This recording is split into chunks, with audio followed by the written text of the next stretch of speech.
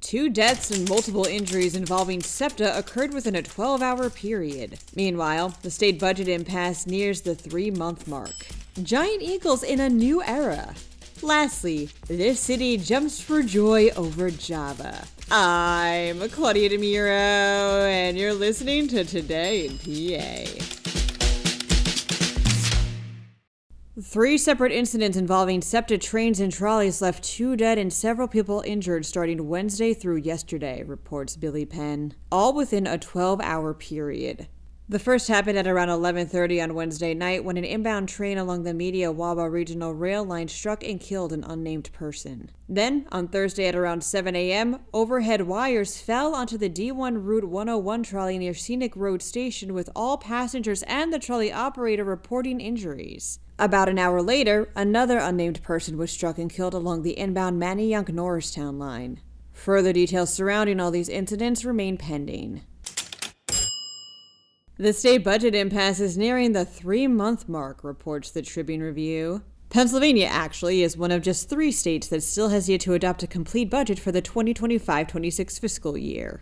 And as previously reported by this podcast, schools, counties, and social service providers all over the state continue to feel its effects. Like Westmoreland County workers, of which the Tribune Review reports 100 are expected to be furloughed thanks to the impasse. And the nearly 200 Northampton County workers that expect the same, according to the Morning Call. And Bethlehem area schools, which the Morning Call says will withhold 30% of the payments it makes to charter schools. Said Governor Josh Shapiro of the impasse, quote, "I think lawmakers should show up and do their jobs."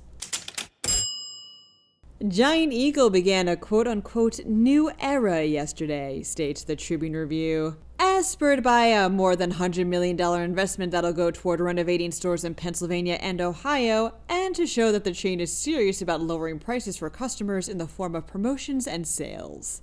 Giant Eagle is calling this the Because It Matters campaign, which involves a huge marketing push, a strategic push, and even an apology tour for high prices. All this as Giant Eagle does market share combat with Walmart, particularly in the Pittsburgh area. And other chains too, like Dollar General and Target. The Because It Matters campaign will run through 2026. Don't forget that Giant Eagle also purchased prescription files from dozens of closing Rite Aids, meaning it'll expand its pharmacy business too.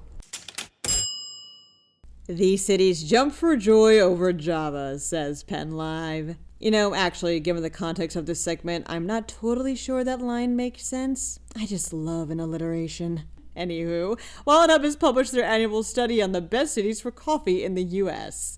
And after assessing each of the 100 included on things like average price per pack of coffee, as well as share of adult coffee drinkers, Pittsburgh ended up in the 8th overall spot.